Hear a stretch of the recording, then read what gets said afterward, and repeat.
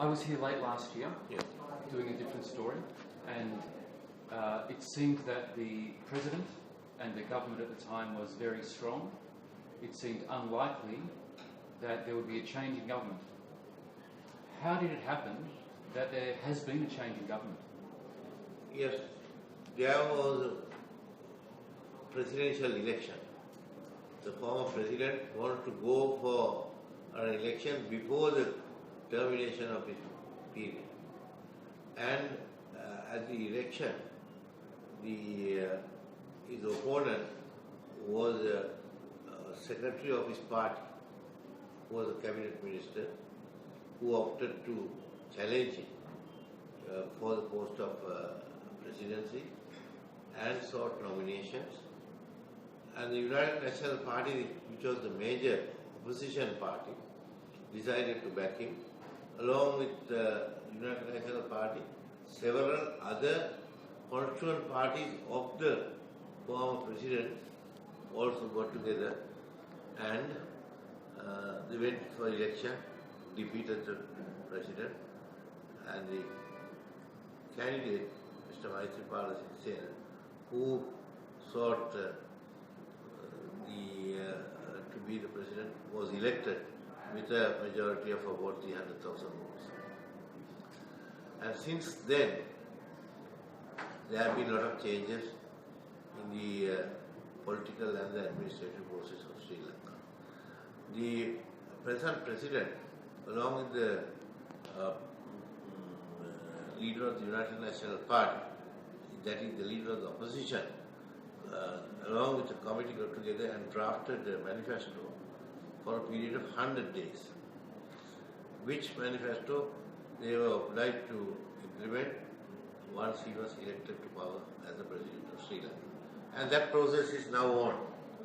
And in that process, one of the fundamental issues that the present president had to face was to reduce the cost of living. And he did so by reducing the cost of living of the more important items that a man has to face day to day, in that, like the cost of electricity, cost of fuel, then cost of gas, water supply bills, etc. They were all reduced as promised in order to cushion the cost of living, particularly for the low-income groups. Plus, certain taxes on essential foodstuffs were also removed on a budget that was presented within a short time after he assumed office. Then, in addition to that, another important promise that was given by the president was to cut the powers of the executive president and make the parliament more powerful by giving executive power to the Prime Minister and to the cabinet. And that process is now on. The amendment to the Constitution is under now discussion. I think the draft bill has been now tabled in Parliament. They are due to be debated on the 9th and 10th. Will that be passed? Yes. Will it be passed within the 100 days? Yes, yes. I mean, it will be presented on the 9th and the 10th, 2 days of debate. In the meanwhile, some people have gone to the Supreme Court in order to make certain amendments to that. So let's wait and see what the Supreme Court will say. After that, if there are amendments that are necessary, we will include that in the proposed new constitution with amendments. So that's in the offing, and according to that, after the present term of this president, the next president will be a nominal president with less powers, whilst the majority of the powers will be vested with the Prime Minister and the cabinet.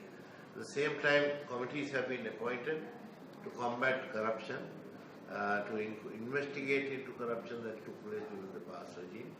Then there is another committee dealt for drugs, and they also several other committees have been set up to investigate into the corruption and various other problems that took place during the past regime. Can I ask you about those things? One important matter I forgot to mention in that budget that we have presented was the increase in the salaries of the government servants. We have given a 10,000 rupee increase to all the government servants, which they were asking for the last several years and been getting. Yes. So there have been claims of corruption. There have been claims of serious abuses of power by the previous government, including violence, including white van abductions and torture and etc. Have these things finished? Have these things stopped? Yeah. One of the pledge that he gave was that he will bring good governance to this country, in the sense that he will not allow the type of things that happened in the last regime, like the white man abductions, then the other corrupt practices that took place, influencing the police, so on, several other killings that took place, which were not investigated, are to be now investigated and found out who was behind. And about the corrupt deals, millions of rupees, billions of rupees, which have gone into the hands of the politicians, are now under investigation. So much so, it has been discovered that nearly 2,000 to 3,000 billion dollars have been deposited in the foreign banks. Sorry, can you just say that again? 3 to 5,000 billion dollars are said to have been deposited in foreign bank accounts by certain politicians of the past regime. 3 to 5,000 billion dollars. Yes. US dollars. US dollars. And some of it, the names and the banks have been circulated through the internet. And now the World Bank unit that is investigating into these deposits are in action. They came to Sri Lanka. That information has been given. One such bank is the Dubai Bank of Dubai, DB Bank. So, like that, there is only one place. But there is information. There have been money deposited in Seychelles. There, some is supposed to be in Ukraine, some in Bahrain. So these are some of the information that is being circulating regarding their illegally obtained funds. And whose pockets have they gone into? Whose bank accounts? There are a number of names that have been mentioned.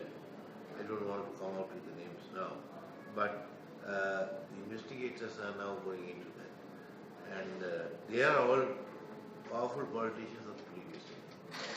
Are we talking the highest levels? Yes. May not be the president, but around that. On the question of the abuses of citizens' rights, there have been claims that the things like the white van abductions were also approved at the highest levels of government. What do you know about this? Yeah. Now, that was a very common feature. Whoever, particularly the journalists who did criticize the government, were subject to that type of punishment. Who have actually taken, not only women, several others. And even number of journalists that was done. Now investigations are on. Who was responsible for that? The number of politicians, members of parliament, more particularly the Tamil members of parliament who were gunned down in the city of Colombo. Those investigations are also on. And they are searching for good evidence in order to take the culprits into custody. Is there any evidence pointing to those in political power in the previous regime? Yes, there are a number of cases in which investigations have started during that time and shelved due to political pressure. So now the authorities are now reopening those files and they are looking for fresh evidence. No sooner they get sufficient evidence, they will take them before a court of law and maybe necessarily remand them. So I've been here for a couple of weeks. I've been around the country, and people, it seems to me, are both cautiously hopeful for the future, but also still nervous about whether the former regime continues to wield some sort of behind-the-scenes power. You see, the problem there is those officials who served under the former regime are also the officials who are serving under this regime. So there is some doubt whether these officials are genuinely working according to the whims and wishes of the present government, or whether they are working underhand in order to prevent, for example, investigations and other processes that this government has originated. So there is that problem in there. But however, we are fighting hard in order to pressure these officials to give up their former commitments to the previous leaders and the government and to work with the present government. So when we talk about officials, we're talking about military security Particularly the police people. But They are the people who are doing most of the investigation. They are the people who are doing. It's the Attorney General's Department on one side, the CID is on one side, and the regular police on the other side. So these investigations are mostly conducted by these officers, and there are other members of the committee who have been appointed, but the police people are the people who are competent in order to obtain statements and do the investigations. So what these things raise is a question about who is holding the power. Are the civilian political leaders holding the power, or are the officials in these different security forces holding the power? No, we have kept the security forces in their barracks. There is no necessity to call them out. Excepting in the north, there are some camps that are there for purpose of security in the event of any such uprising taking place. However, the rest of the country, it is the police who is looking after the security of the person and property of the people of this country.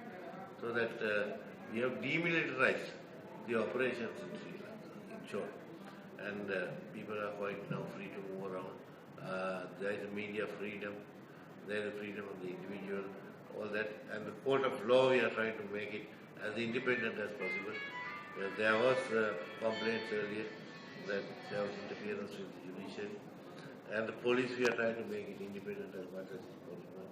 And even in the government service, our objective is to make an independent government service.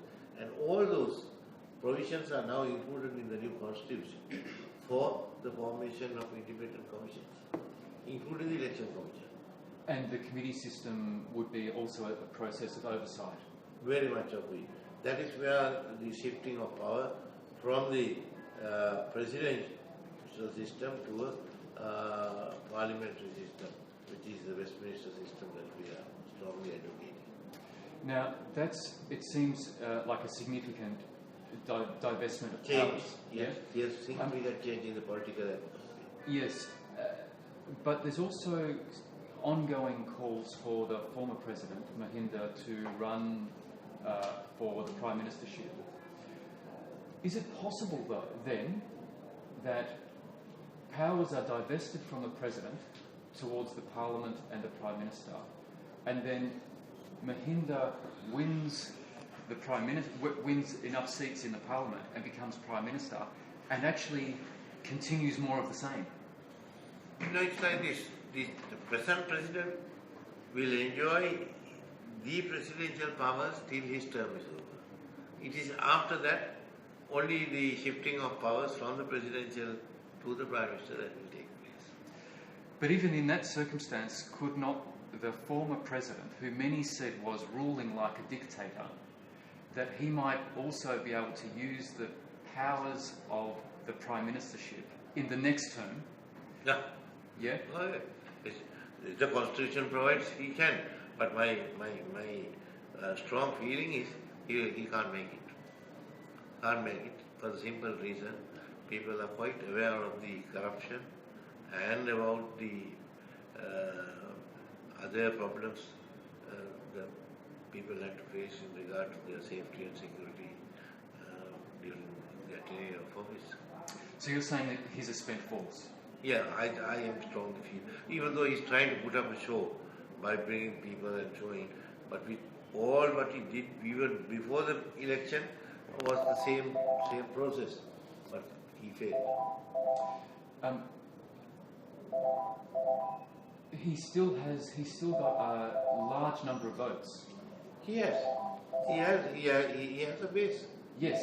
He has a foundation, but that foundation is insufficient to capture power to be a president or even a prime minister, or to have a majority in the house. You think even now he will not be able to achieve majority? He will not be able to secure a majority. Because we, in the present president and the government have got some of the very strong parties who were able to defeat the president in the last election.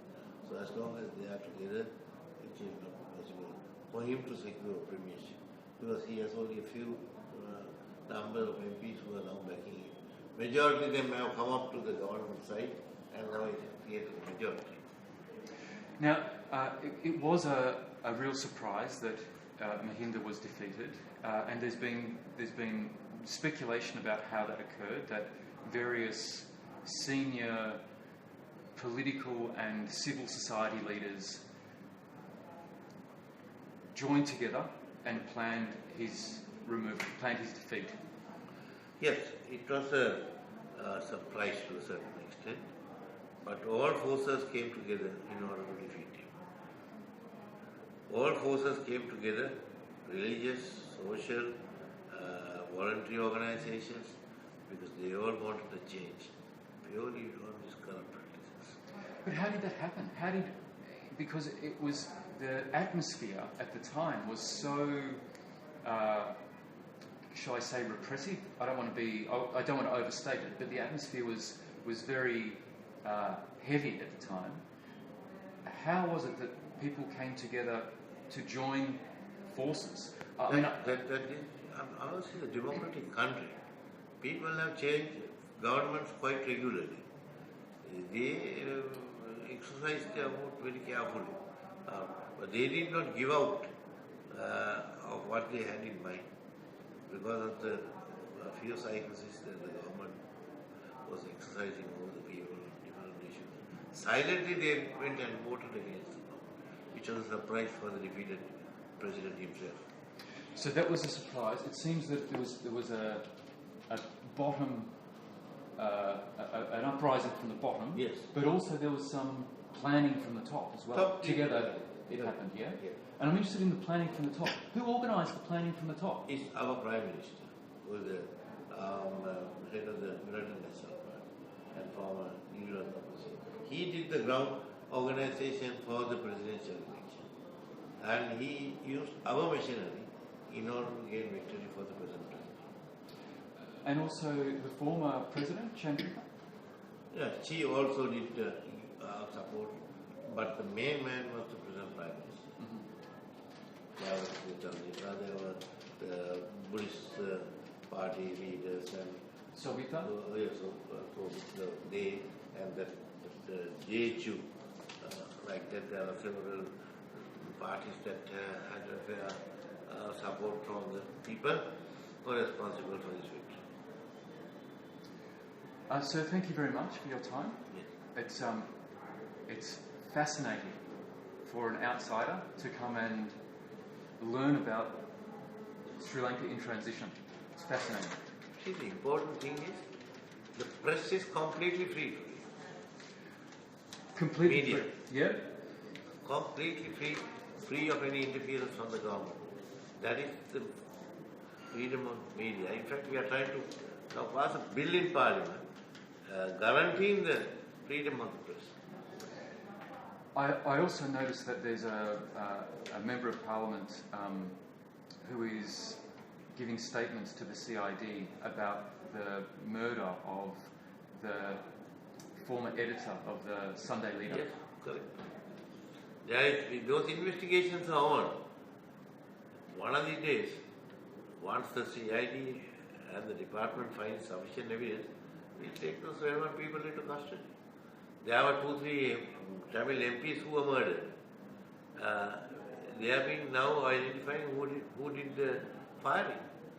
In one case, a Navy man has been identified and admitted that he fired at whose instance is the matter that now we are investigating. So let me ask a provocative question. Was the former president's brother responsible? I couldn't tell you until this investigation is over. I have to be reasonable. The process is on. Give us a little more time.